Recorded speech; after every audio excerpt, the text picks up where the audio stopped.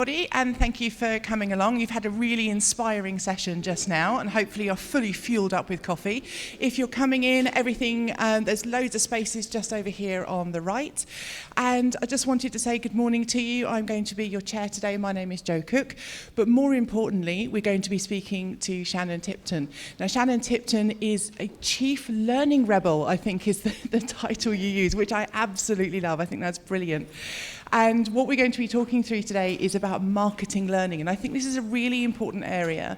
And I think actually it has some links a little bit to what was going on this morning in terms of it's not just about the technology, it's not just about the actual kind of learning. There's all sorts of different parts around this.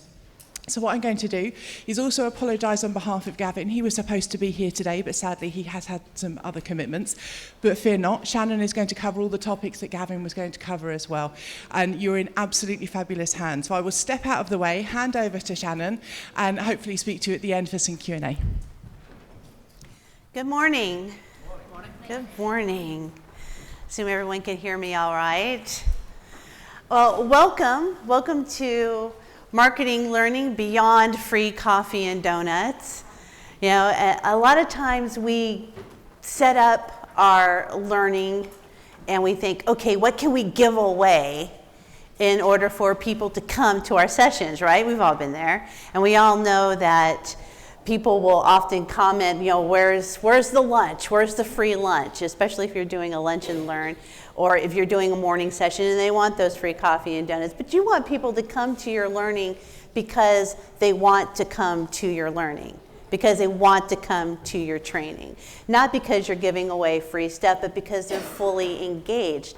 And I remember way back when I first started in my first L&D significant leadership role. And I was in a meeting with a bunch of gentlemen, and they were talking about some of the issues of the day. And I had an idea. So I popped up with my idea. And one of the gentlemen in the room turned around and he looked at me and he said, "That's okay, you're just training." Okay then. You know, and with that, I couldn't get angry with him. All I could do was take note internally that we had an issue. We had an issue in training, and the issue in training is that we seem to be missing a marketing department, because the work that I do is good, and the work that I knew that my predecessor had done was good. Unfortunately, people had not been talking about it, and somewhere there was a perception of we're just training, we're just learning. And no one wants to be in that space. I don't know about you, but I don't want to be thought about as just learning. And so that became a pivotal moment for me when I thought, you know what, I need to go down the hall and I need to talk to some marketing people and find out how we can do better. How do we get our name out there? And you know what the big difference is? The big difference is that you need to tell the world who you are, because no one else will. And we're L&D though, right? We're the nice people. We're the fun. We do the pipe cleaners and the crayons and the smelly markers, and we're the fun side of HR. But you know, we are also a business. We're not just a department, we're a business, and we need to treat it as such.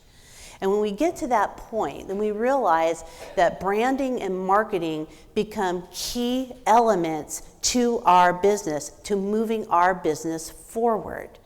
So here in this room, we are talking about making this a business. And we're not so much talking about learning and learning content specifically. We're talking about how you are going to manage your business like business people. Now think about it. You know, we have all sat around and we've watched commercials, and the sole purpose of those commercials on TV is to get you to buy something, right? That's the whole point. And that's how we need to think about it. So you think about the television and they want to sell you that BMW. So they put up a flashy commercial so that way you will buy the BMW, but the BMW brand is strong. It's quality. You know you're getting what you pay for. And you know that the end result is probably going to align with whatever philosophical value that you have. And you think that the people way up in the pillars of the organization, they don't care about, the marketing plan per se. They want their fingers on a marketing plan, sure, but the end result is that you sell cars. As a marketing person, your job is to sell cars. And how do you get there? Your job as learning people is to sell your learning. That's your job. To sell your learning so that people are engaged when they come to your classroom, when they pay attention to your courses. Now, I also recently had a conversation with a person in a class that I had done recently, and we were talking about marketing and branding like this, and she said, we don't have to worry about marketing and branding. I said, oh, really? Why not? And she goes, oh, because all of our courses are mandatory. Okay, so then that means that our word of mouth is that we do mandatory courses. They may be bad, they may be good, but they're mandatory so everybody has to show up. That's not what we want either. Even if they're mandatory courses, they should be great courses. Actually, the compliance courses are the easiest courses to make fabulous. You have a working outline. You should be able to make those outstanding. So your word of mouth should be positive even with the mandatory things. And so that is another key critical point for you, is that your learning needs to be, your message needs to be unique and memorable and key to the organization, because once you get your voice out there, then you add value. And we all want to add value. So how do we do that? Well, let's think about it. Is this branding or is this marketing? You tell me, branding or marketing? It's both. Well done, whoever said that. It is both. Bond is a brand and a powerful marketing machine. Can we be Bond? Yes, we can. So think about all of the different brands, and let's think about the difference between a brand and marketing. We're going to talk about that in a second, but what about this? We don't search for things, do we? We Google it. Yep. We don't digital edit things, do we? Nope, we Photoshop it, right? Okay. Do you use a tissue or do you use a Kleenex? Okay. In the States, we use a Kleenex. Sticky notes or Post-its? Yep. You may be buying the generic type, but we're still calling it a Post-it.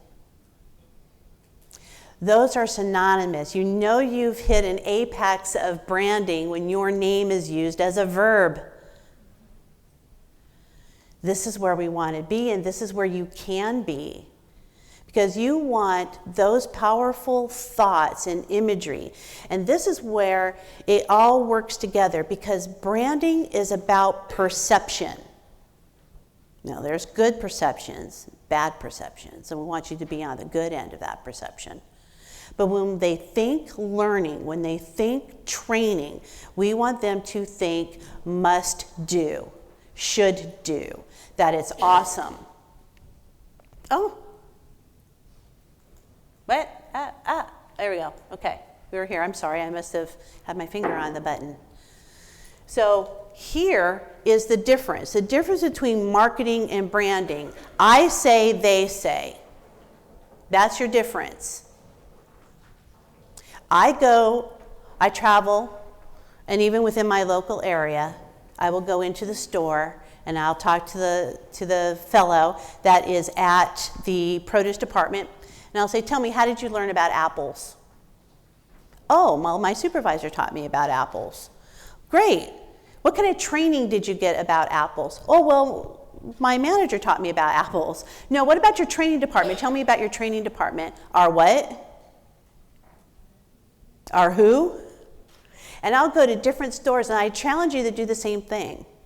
Go to your different local areas, your Tesco's, your chemists. Go to those stores and ask them how they got their training, and see if a blank look doesn't come across their face. That's not where you want to be. So we say, we're great, we're great, we're great, we're great. But your customers are saying, who? How? What? That is a misalignment in branding and perception.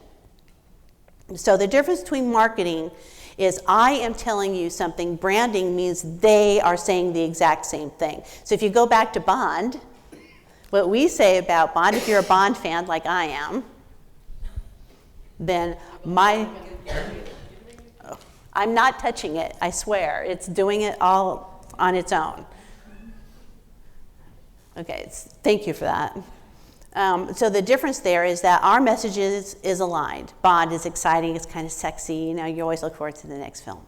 So that is the branding versus marketing. So here is, where do you want to be? Okay, I'm giving up with this. Okay, here is where you want to be. Is your learning for good? Is it for evil? Or are you non-existent? And I would challenge you to say that you would rather be either for evil or for good, not non-existent. You want to be aware. You want people to be aware of what you're doing. You want people to at least talk about it. Mae West, old American film star, said, just spell my name right. Because it's all publicity. Just spell my name right. And we want to get beyond that for sure.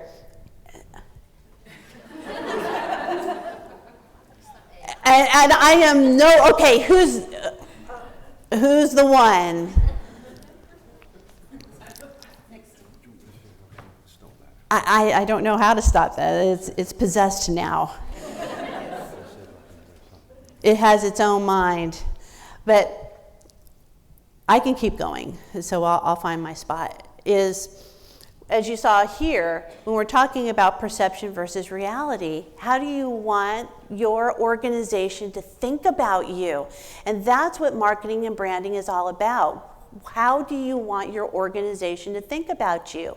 You want them to think about you as a business, not just a department.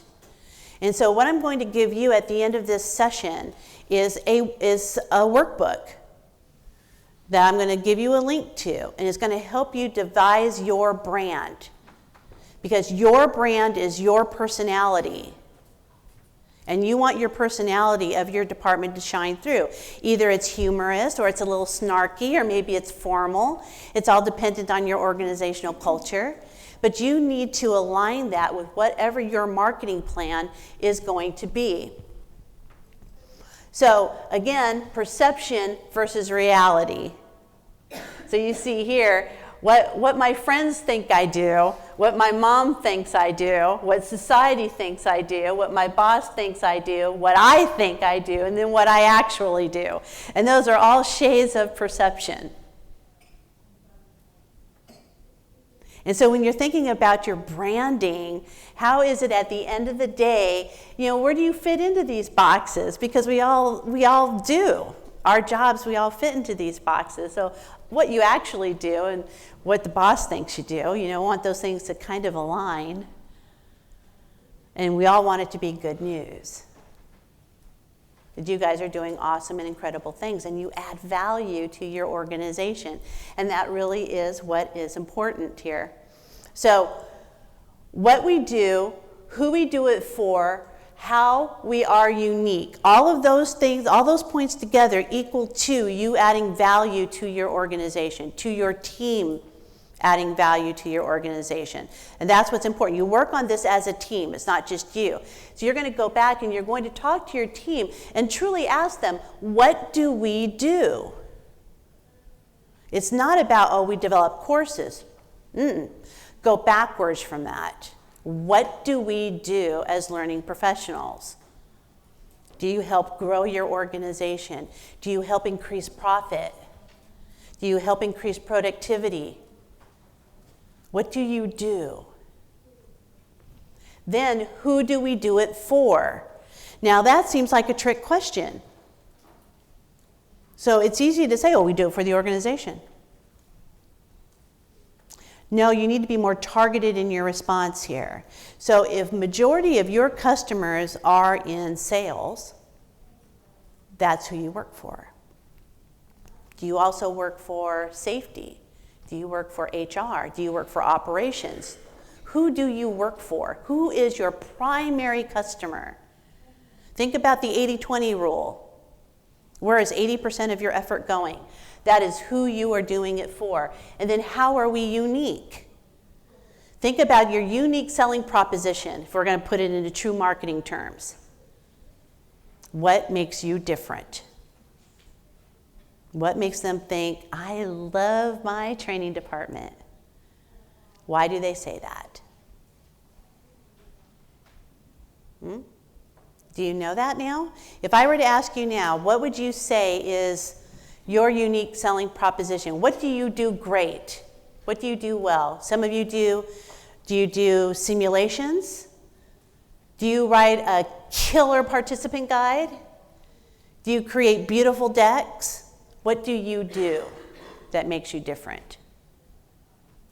And so those are all questions that you're going to take with you to your team. And then we make the shift. So we talked about the brand, now we talk about the marketing. And when we think marketing, these are the elements that we think of. We think about building awareness, you think about creating interest, developing desire, and lastly, action. When people think marketing, you think about what's your call to action. What do we want people to do?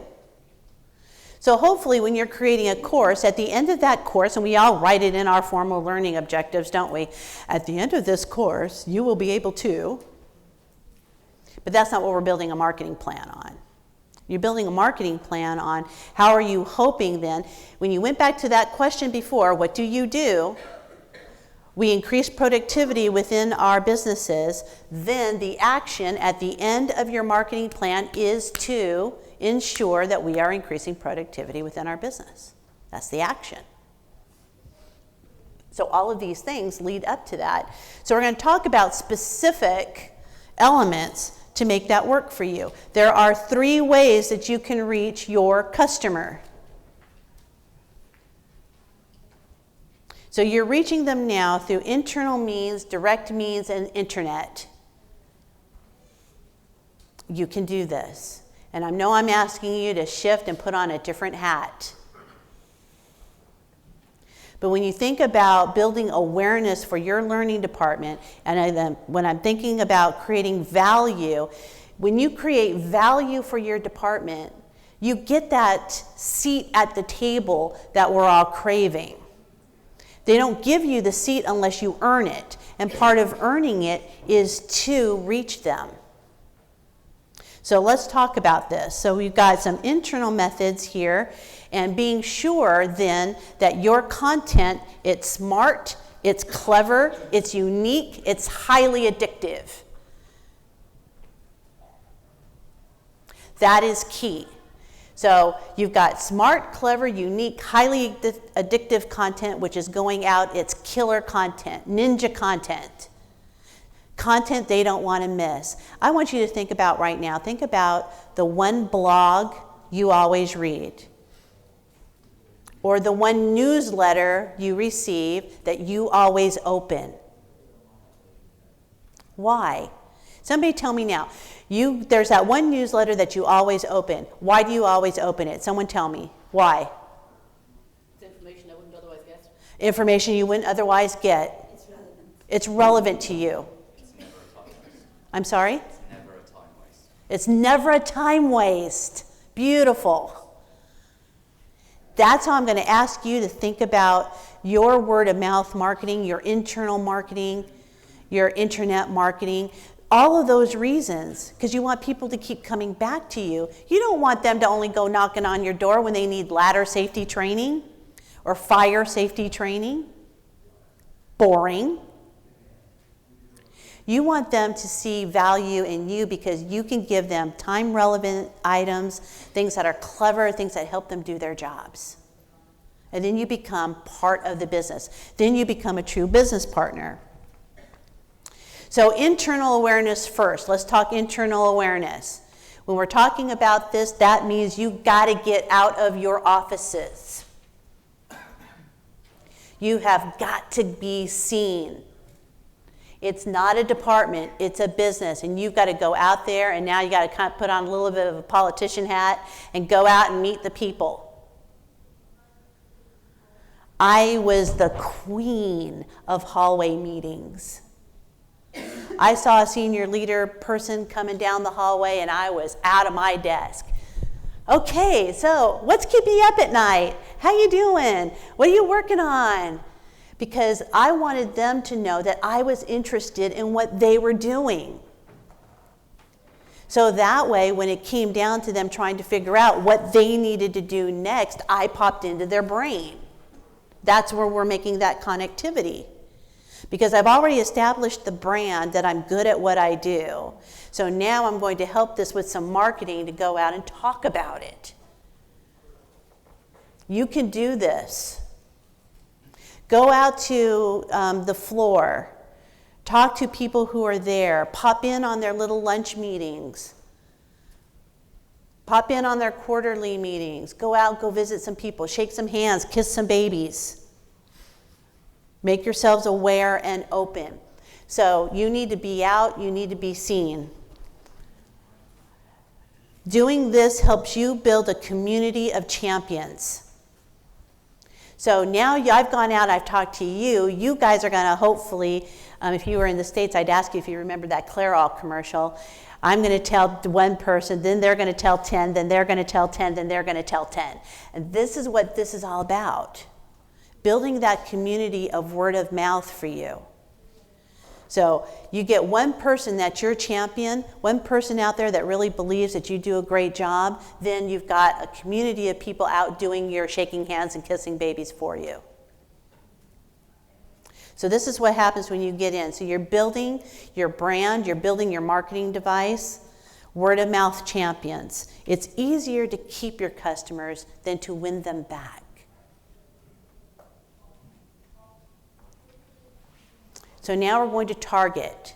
So now we've gone out, we've talked to people. So now how do we target that audience?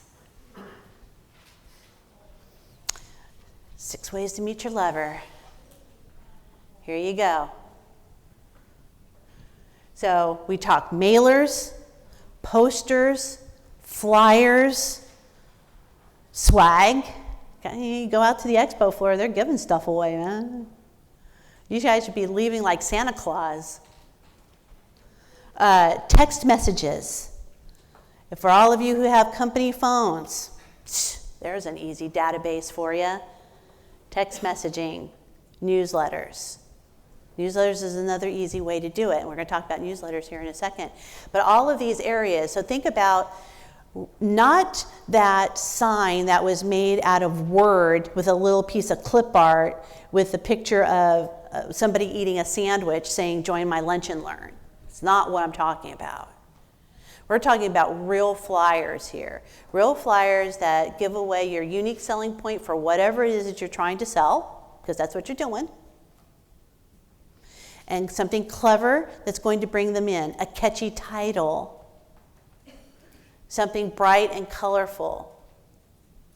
We talked about this last night at the bar camp. You gotta love a gathering called bar camp. You know, that had me written all over it. I'm in. Buy me a beer, I can talk all night. So what we talked about there was ideas like door hangers. Remember old-fashioned door hangers? You used to come home and you find something, like the restaurant menu on your front door, and we used to see that a lot in the States. But you can do that too. Creating a door hanger is something really easy. And you've got a lunch and learn. Let's talk lunch and learn. So you got a lunch and learn coming up. You know that people usually come. Sometimes they bring their own lunch, or maybe you're buying it for them. But you want to create an audience for that. So the day of, the morning of, you have you and your team running around whatever floor is going to attend your lunch and learn. And you're putting door hangers on everybody's door. Don't forget about us. Don't forget about us. Don't forget about us. Because when you build an audience, then you build your word of mouth, and then you build value, because this is all about building value. Value for your department, value for the work that you do, because like I said at the beginning, if you're not talking about it, no one is. And we want them to talk about it. So when we say newsletters, this is not what I mean. It's a nice looking newsletter. But what I want to point out to you here is, see up there on the menu bar, it says home, it says training. Training's on page 2. Where do businesses go to die? Page 2 of Google. So do not, while you've got a blurb in your corporate newsletter, that's great. Nobody's going to read it, I'm telling you now. Create your own. And you can do that really quickly. You can do it for little or even no charge. And what you want to do is put one out every week. 300 words, something relevant, something that's not a time suck, something that's clever, that's going to remind them of why you do what you do. So here is something that came out over Thanksgiving, and this is targeted information. So this was over the American Thanksgiving holiday. So this comes out, and you see Noshinet's Guide to Thanksgiving. So this comes out, and you've got 3 little videos here. How to tie up your turkey, how to cook it, how to carve it. That's all you really need to know. And there's probably 100 words. You can do that, and there are templates that let you do this. And if you buddy up and buy your marketing department a beer, I bet they'll share it with you. They may even get you an account with MailChimp or Constant Contact or one of those programs that is a newsletter type of program. And you guys all work, or most of you work, for some kind of corporation. You've got a built-in database. And most importantly, you have a targeted built-in database, so you know who works in sales. You know who works in safety. So you can target your message appropriately. And what's even best, if you use a newsletter format, you can automate it. Isn't that brilliant? Just click go, and off it goes. And to show you, here's another example here that I wanted to show you real quick. This is my favorite newsletter. I love this guy. Austin Kleon, who wrote the book Show Your Work, he sends out this newsletter every Friday. One of the things that I want you to notice is the conversational tone. So he's talking directly to me. And if you read it here, despite my blissfully internet-free week, here are 10 things that I came across worth sharing. So every Friday he sends this newsletter out, 10 things worth sharing. It has nothing to do with his book. It has nothing to do with him as a creative author. But these are things that he thought that as a reader of him, I would find interesting. So I may click on a few, I may not. But it's interesting stuff, and you can do this. So think about your departments that you serve. So let's take sales, for example. So you've got sales, and there's sales. Here are the 5 top closing techniques that I came across this week. Here's a TED Talk video of Tom Peters. Here's a book that just hit the best-selling list that I thought you might want to read, or that I read, and here's my review of it. So all of this, pretty easy to do, and this doesn't really, if you have this set up for automation, it comes across. Here is one that I actually wrote this morning over breakfast, just for you.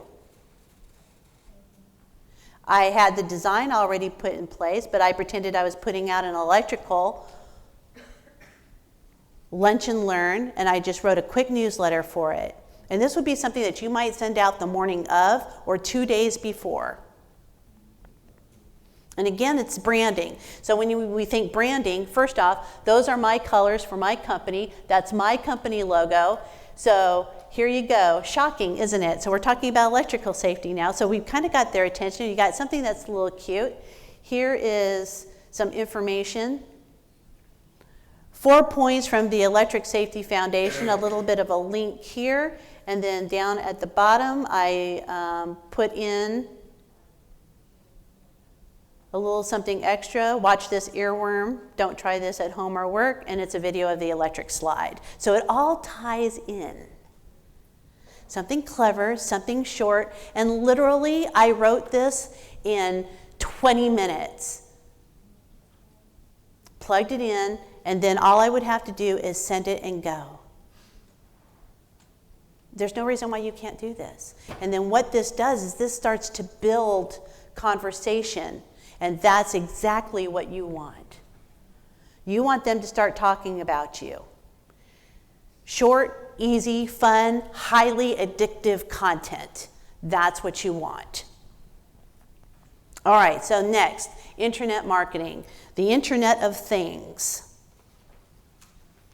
So this is about that blog, your website, short, in-demand, fun things. So here are 4 points. 4 classifications of fresh in-demand content for you. Blogging, videos, websites, social. Some of you may have an enterprise social network. Take advantage of it. Blogging. Blogging does not have to be a huge effort. People are scared of blogs. You don't have to be. Video. Oh my gosh. You know, everyone here, let me see. Everyone here, and I did too here for a second. You do. You all have one of these. You've got a video studio at the end of your hand. 3 minutes talking into one of these, plug it into whatever software you have. Some of you may have a private YouTube channel. That's the easiest way to go. And you link it to your blog, you link it to your blog, you link it to your newsletter, you link it to your LMS homepage. Easy stuff to do. And you don't have to do Steven Spielberg work. We're not making Bond. You're just making you. Or even better, you're grabbing a testimonial, and I'm going up to you and I'm saying, remember that lunch and learn you took last week? 3 minutes right here. Tell me how you liked it. And that's all you need.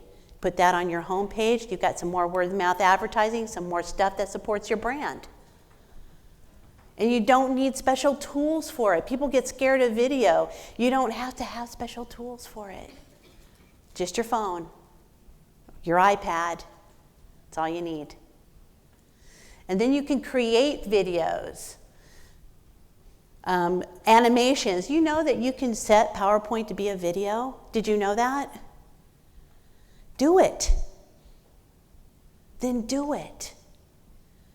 Plug it on your web page, plug it on your blog, plug it on your LMS, something that's fun, informational, content relevant, but creative and short, catchy. Here's what I usually get back when I talk about blogs.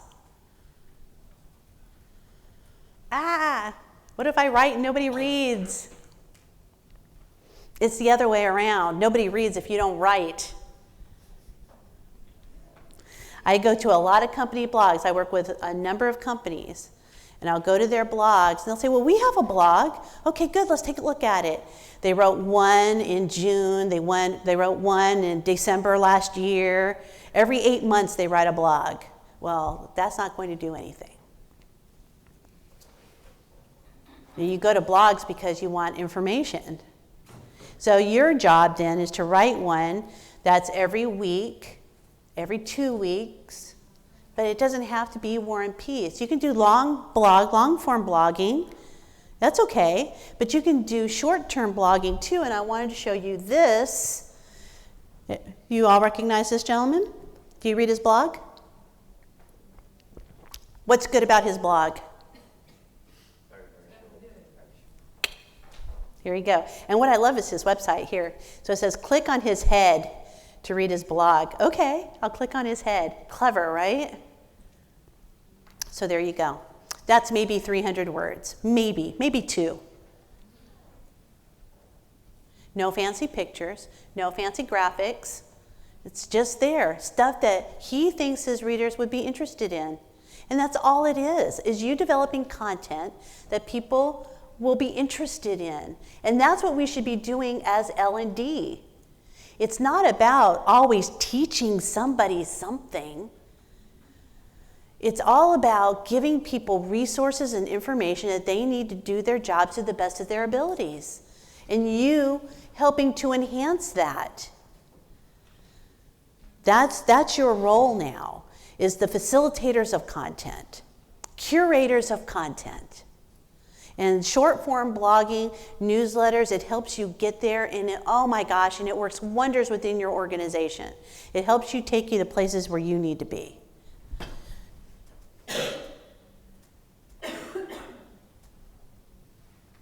All right, so here you go. Here's your plan. Now I know this looks like a lot. And you don't have to fill out every element of that plan. But this all works together. So you work first on brand development, then on brand communication. When we talk brand communication, we're talking marketing.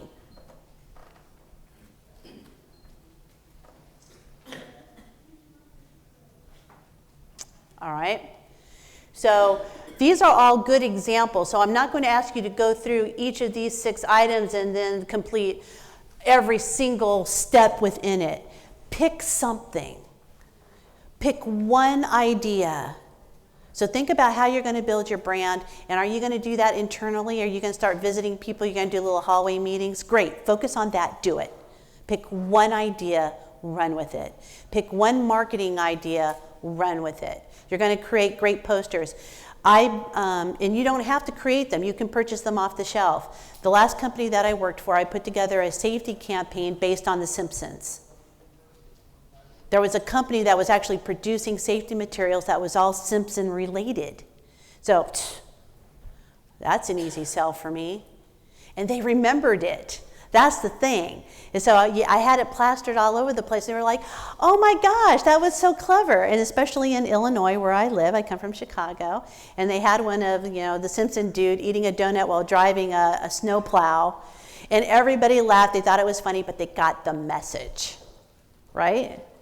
Clever content. So now what I'm going to give you before I go into questions is this. This is yours. So if you have a QR reader on your phone, good. Take the QR code, will lead you directly to this symbol on my website. And what you're downloading is a brand workbook. So I've put together a workbook just for you. So it will help you to develop your brand, and it also helps you, also incorporated in this workbook is a content planner. So what I've given you an example of is every month of the year, and originally it was written for the state, so I do apologize for that, but I think it gives you an example. Every month of the year, some fun holidays that happen, National Chocolate Day. So you're sending out a letter about National Chocolate Day, or don't forget about this. So you're going to have a lunch and learn based on National Chocolate Day, and you're going to serve all chocolates, and you're going to talk about stuff. So you're tying things in, and you're still making it fun, and people will enjoy coming to you, and that's really what you want. When they enjoy being part of your programs, then they're learning, aren't they? Then the content becomes relevant. You become relevant. You have now added value to your organization. Now, if you don't have a QR reader, if you go to my website, learningrebels.com, brand you is the page, or if you go into the search and you just plug in branding or brand, it will pop up. This is a hidden page because, like I said, it's just for you. You all paid good money to be here today. This was developed for you. Thank you. You're welcome. Okay? So this is not for public consumption. So you have it. So tell me, what questions do you have? Part of my challenge is that the company doesn't allow YouTube streaming videos, so Okay. I want as creative as I can be and use it in deployment. Okay. Well, you can also, again, create video on PowerPoint. So you can go in there, and there is a video feature there where you can transfer that over. So you can still sort of do animation, through that, and you can create your own little videos through it.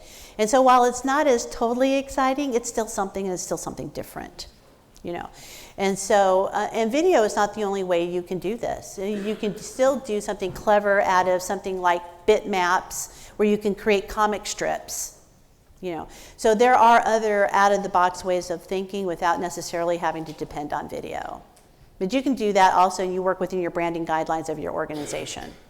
Some of them don't like cartoons, or some of them don't like, that kind of cartoon, but that kind of cartoon is okay, and you can work within that. So that would be my suggestion for you, is to start there.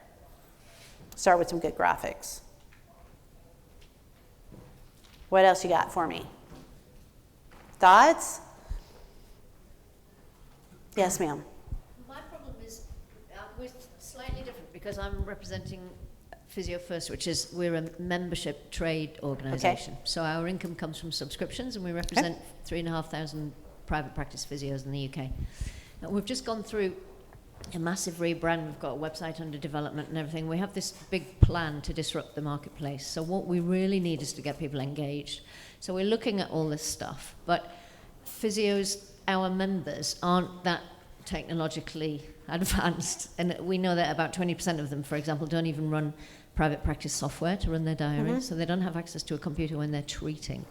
And so we use a variety of means to try and get our message out to them, print, and we're looking at video and all of that. But my question would be about kind of trying to maximize. And also we're run by volunteers, so time and energy and money resource is limited. So my question would be, what is the best way for an organisation like us to maximise our, what we do to try and get the maximum level of engagement? Does that make sense? I'd go newsletters with you, because if they're not real technical people, everybody gets email. Everybody gets email. So it's then just a matter of making some good solid content within an email structure. And then you don't have to do plug and play video. You can do graphics or links or what have you, and linking back to your content, because that is a perfect way to get a call to action as well. So at the bottom of your email, you say, yes, I want to participate, click here, or yes, I want more information, click there, and it maybe takes them to your website where they can get additional information. And then also you can do a lead-in that says, here is the additional information. If you want more information for another 10 quid, here you go, right? So then that just sort of built in. But for your sake, I think a newsletter would be the best way to go, because everybody still reads email. So you're not doing anything like LinkedIn or Facebook or anything like that. So that's where I would target. And MailChimp has a free application up to 5,000 subscribers. Okay? Any other questions? Yes, sir. I'll come to you next. Just adding on to that point, really. So I work in an environment very compliant, very, it's ultimately finance. So we have 1 million emails coming through every single day it's a global environment, so virtual, so you can't do the door hangers and that kind of stuff because we're not physically there. So any hints and tips on how do you make it pop? How do you make your email pop? Right. Oh, that is all about clickbait. You need to make sure you've got a catchy title that's going to stand out. So if you're going to go the email marketing route for them, you need to make sure that you've got something catchy happening. You know, like there was a campaign that I created for a learning department that was about mechanical safety. And so the title of the newsletter, it was a newsletter series. And with each newsletter, they got a new lesson, a little lesson plan within it. So they were looking forward to the next one. You know, but the title of it was, go home with the same amount of fingers you came in with. Who's going to turn that down? Okay, so then you have a serious content, you know, that goes along with it, but it's catchy to where you go, oh, what is that? Click. So that's where you need to start. So partner up with your marketing department and they will help you think of those sorts of catchy bylines. So that will help you stand out. But when they open it up, be sure it's colorful and not a lot of words because people are used to seeing emails blanketed with text. So as soon as you get something poppy in there and it's short, then they'll stay with you. You don't want them to open it up and then close it again. Okay, does that help? Okay, yes, sir. You mentioned earlier on about perception. So you mentioned a few times in your presentation that there's still this training department. There's a huge amount of perception about what is this training department. People have a sort of fairly negative, possibly, perception about that. And you also mentioned that one has to think in terms of running a business. Right. Now, if you was going to start a new business, presumably you wouldn't call it a training department. So I'm just kind of asking that question back. Absolutely. So do you rebrand what it is that you are? Yes, absolutely. I thank you for making that point. That's a brilliant point. You know, if I were to do it over again, would I call myself a training department? No. I don't know exactly what I would call it at this moment, but it would depend on my organization. You know, what sticks within your organization? What sort of vernacular, what sort of vocabulary do they adhere to? The last organization I was with, we called it a think tank. You know, so it was the Ambius think tank. You know, and what we wanted people to do is to be able to come in and just think and do and create. You know, and the organization prior to that, we called it a camp. So it was a learning camp. You know, so still had the word learning in it, and I probably wouldn't do that today, and that was about 10 years ago. So I probably wouldn't do that today, but still, you're trying to think of something different that makes people not dread coming. Oh my God, I gotta go through another training session. You know, and you want to not evoke that. You want something exciting. So absolutely, if you're going rebrand, start with a whole fresh department title. Why not? And stay away from those cliche ones, you know, like, oh, the people department. You know, thinking you can do better than that. I know you can. You can rock it. What else? Yes, ma'am.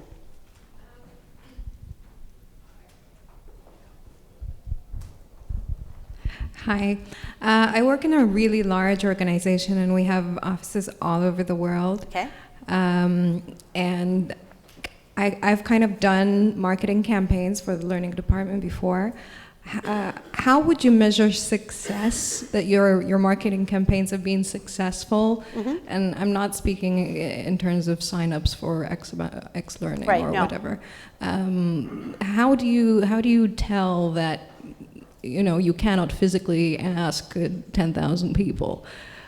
No, but there are analytics that you can. So if you go back to marketing analytics, if you want to go that route, you can do things like Google Analytics. There's a tool out there called Crazy Egg that actually lays a hotspot over your website, and you can see where people are clicking and where they're looking on your website, any website. So that could be your homepage, your intranet homepage, or even your LMS or what have you, and it will show you where people are looking.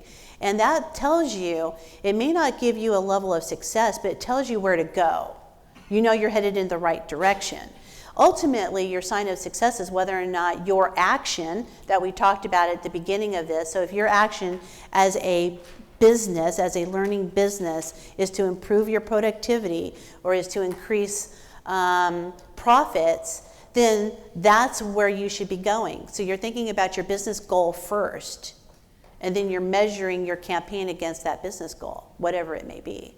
So you can think, if I'm starting to reach sales and sales overall is having a problem with their methodology, and we want to help sales with that. At the end of our marketing campaign, which is connected to whatever course or learning, then have we indeed helped them with that at the end of the day, then you know that you've got successful drivers there. So it isn't about butts and seats, it's about engagement and whether or not we've actually made a difference within the business. And so you got to start with a business goal. Everything starts there, and that's how you measure it against later.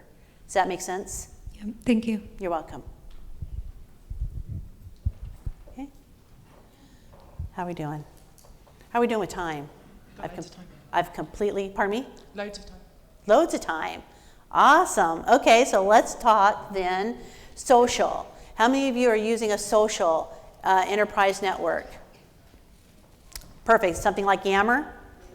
Yep, nods all around.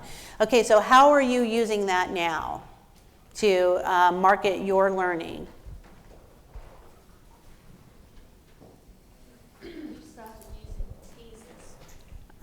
We're relaunching the training department where I work for compliance, and we've started doing little teasers, Okay. really obscure ones before our sessions. So pictures of a goldfish and saying, what's a goldfish and learning got in common, and just leaving it at that.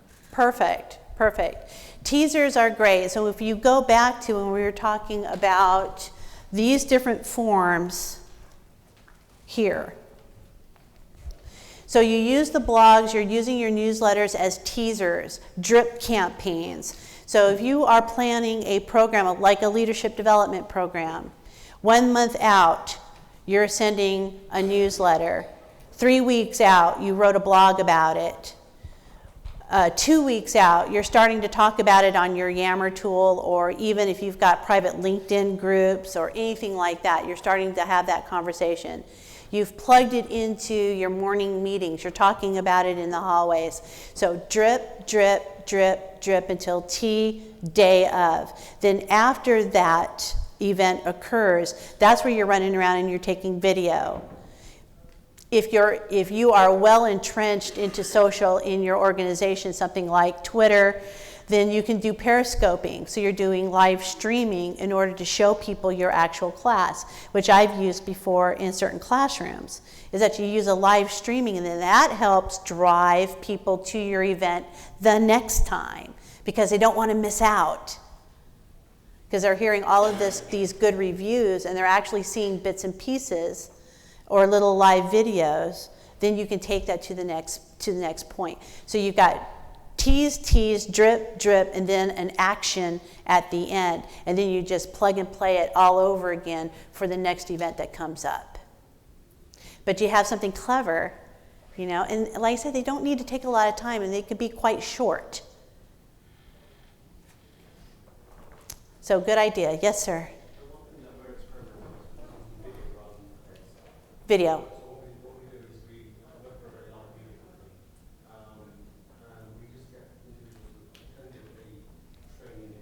Mm-hmm. To just articulate about what they want out of it. So instead of an app content and agenda or that, it's just engage and making them talk to that person, It's a very social connection there. Right. Perfect. Perfect. Get those people on video talking about your department and saying good things. And that could be somebody who participated in a workshop, somebody who participated in an e-learning course. That was really great because e-learning, as we all know, has a terrible brand. People do not like e-learning courses, and for a lot of times, good reason. So we could do better at that. So one of the things when you talk about perception, when you go out there and you start talking about your brand, be sure that your brand and your business align. I'll give you an example of a branding and business alignment here. In the States, we have a drugstore called CVS, the letters. And we have a lot of drugstores, as you do. And all of our drugstores, they all sell cigarettes and such like that. CVS is also kind of a quasi-healthcare. So you can go into a CVS and you can see a physician's aide, if you have the flu or something like that. And what they decided was, We're trying to take care of people in a healthcare way on this hand, and on this hand, we're selling cigarettes. So sure, go ahead, smoke these and slowly kill yourselves and then come back and see us. So they decided that that was not a brand that aligned. So to the shock of everyone, they stopped selling cigarettes. I mean, everybody was shocked. They thought, oh my God, how much money are they going to lose? But that's what they did, and then they formulated a brand all around that. So their whole marketing blast afterwards was, this is how great we are because here's our brand and we are now living our brand. So when you talk about things like e-learning and content, be sure that you've got great content. Be sure you have great facilitators. Be sure you have great trainers, that your art is good, that your slides are good. So you can't be talking and then showing over here and they don't line up. So be sure that your content is worth it. Otherwise, you got to go through a rebrand. And people only rebrand when something's wrong. So if you're in rebrand mode, then that's okay. But think about that as you move forward. Any other comments or questions? I know that this is a different way to think about it, and this is not something we normally think about in L&D. But as we learned earlier during the keynote, the world is moving. We have to move with it. So it's not a matter of if, it's just a matter of when. Yes, ma'am. In the opening session, talks about the training department getting out of the way. Getting out of the way of people. Yeah, right? in the opening session, Don talks about the training department getting out of the way so that learners can learn. So how do you square that with getting in the way, which is making yourself known and all that kind of stuff? That's exactly what we do. So we now become, if you think about the museum, think about your art institutes that you go to and you look at fine art. They're not trying to sell you to learn about art or to learn about King Tut, right? They put all the information together so you can walk around and you can learn about it as you want to learn about it. But they've curated in such a way that it tells a story when you come in. You choose how you learn. And that is our job, is to help put content in front of people so that they can choose how they learn. They get the information that they need in order to do their jobs. And that's how you market that. Okay? So your marketing then becomes the things like Austin Kleon's top 10 list, because I want to keep you engaged in the information that I can give you, because I want you to think about coming to me when you need help, not just when you need to learn how to leave the building in the case of a fire. So we're beyond that. And so that is our task at hand now.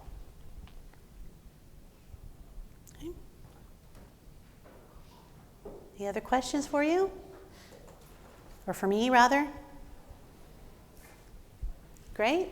Yes? Yeah, hi. I was wondering how much detail you go into about the learner themselves.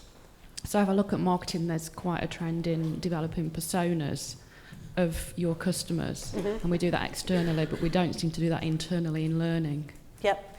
You've got to know your question here is about knowing your customer. In more detail than what you mentioned earlier. Yes. So rather than just sales and marketing, what's the demographics within sales and marketing? Who they are. Yeah. Yep. And if when you drill down, you really need to start to drill down. And as a learning department, we don't normally think about this, so I start higher level. If you could just target it to that one group, I'm happy with that. But then if you can drill down even further and really truly have an understanding of who your end audience is, you've got an age, perhaps you've got a generation. You may even have female versus male.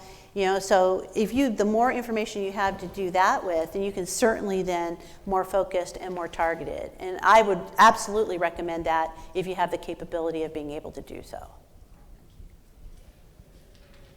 Okay. All right, well, thank you. I'm here. We've got some more time, I think. So I'm here if you have any additional questions. Don't forget to go to the website And if you don't have a QR reader on your phone, then get one. Okay, so you need to be doing that because it does come in handy, especially with learning nowadays anyway. And I can give you plenty of examples after this session as to how those work. So there you go. Thank you very much. You guys have been great. Welcome.